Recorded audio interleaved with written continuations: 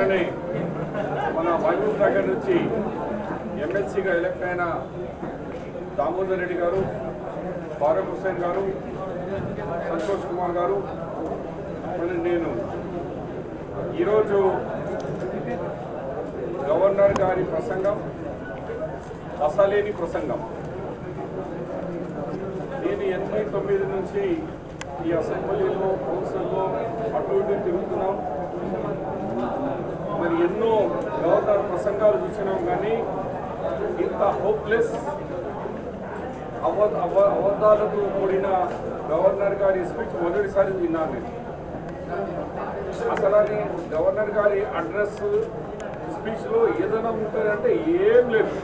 రోజు గౌరవ ముఖ్యమంత్రి గారు ఏది మాట్లాడుతున్నారో అదే గవర్నర్ గారు వచ్చి ఇక్కడ స్పీచ్ ఇచ్చారు తప్ప పాపం ఆయనతో స్టార్టింగే అబద్ధాలతో మొదలుపెట్టినారు. ఇంటర్ స్టేట్ వాటర్ డిస్ప్యూట్ను సక్సెస్ఫుల్గా ముఖ్యమంత్రి గారు విజయం చేసుకొచ్చినారని చెప్పినారు. మరి గవర్నర్ గారి తెలుసో తెలియదు, గవర్నర్ గారు కూడా కాపీ పంపించేస్తున్నా. 5th ఈ కాపీ ఆల్రెడీ కిరణ్ కుమార్ రెడ్డి, పృథ్వీరాజ్ చౌహాన్ 2012లోనే same Lendi project, lower Penganga project and Pranahita project మీద 1 సంవత్సరం తెలంగాణ ముఖ్యమంత్రి, 1 సంవత్సరం మహారాష్ట్ర ముఖ్యమంత్రి చైర్మన్ ఉంటే ఇతర ముఖ్యమంత్రి చైర్మన్ ఉంటారు.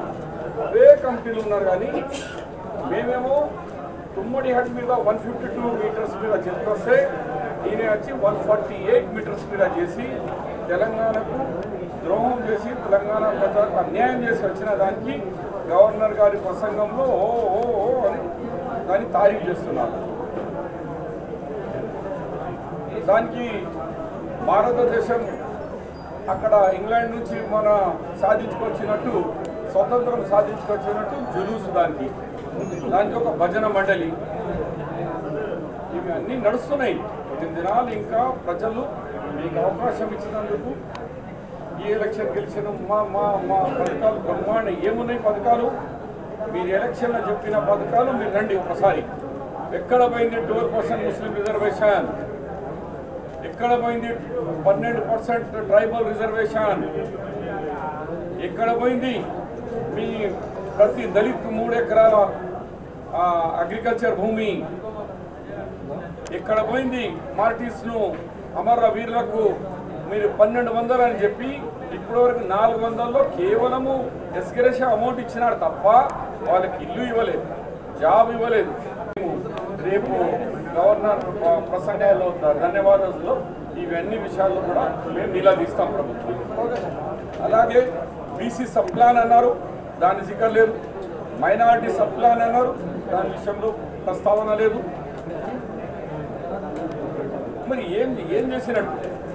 క్యారీ ఫార్వర్డ్ అన్నారు, దళితులకు ఎస్సీ ఎస్టీకు మిగిలిన డబ్బుని నెక్స్ట్ ఇయర్కి క్యారీ ఫార్వర్డ్, ఆ విషయంలో దాంట్లో ప్రస్తావన లేదు.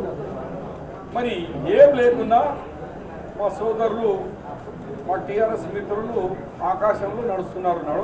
కొన్ని దినాలు నడుస్తారు, ఇక ఆకాశం మీద పడితే ఇక ఏమవుతుందో అప్పుడు తెలుస్తుంది.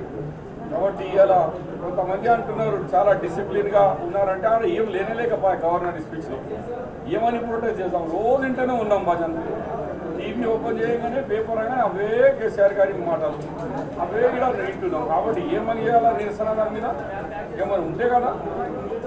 కాబట్టి మేము దాన్ని గవర్నర్ గారి స్పీచ్ ప్రసంగానికి టోటల్గా ఫెయిల్ అయిపోయింది గవర్నర్. తెలంగాణ ప్రజలు ఏ ఆశలతో మీకు ప్రభుత్వం అప్పచెప్పిందో దానికి పూర్తిగా విఫలమైనారు. हाँ बनाए कौन बनाए वो उसको असेंबली में रखना, पास करना, जब जाके वो अमेंडमेंट बनता। वैसा भी स्पीकर को कभी भी पावर है कि 1 साल नहीं 2 साल जितने चाहे सस्पेंड करने का आज भी रूल्स बुक के अंदर असेंबली में स्पीकर को पार्लियामेंट में और असेंबलियों में पावर है। कोई नई चीज़ नहीं है। और या केसीआर साहब बोले रूल निकाले उसको हम लोगों का सब नहीं है, इसमें कोई दम ही नहीं है। उनका आज उनका जो स्पीच काफी में कोई दम ही नहीं है, क्या बात करना है इसका। इसीलिए कल परसों के बाद हम ऐसा पोजिशन नहीं है कि रोज गाली देना। हम 45 इयर्स ఈ రాష్ట్రాన్ని పరిపాలన చేసిన అపోజిషన్ లేదు, రూలింగ్ గవర్నమెంట్ చేసిన అపోజిషన్లో కూడా మేము కన్స్ట్రక్టివ్ సలహాలు ఇస్తూ ప్రొటెస్ట్ చేస్తాం, కానీ వట్టిగానే బెంచ్ల మీద ఎక్కి చేయాలని మా పార్టీ విధానాలు కాదు.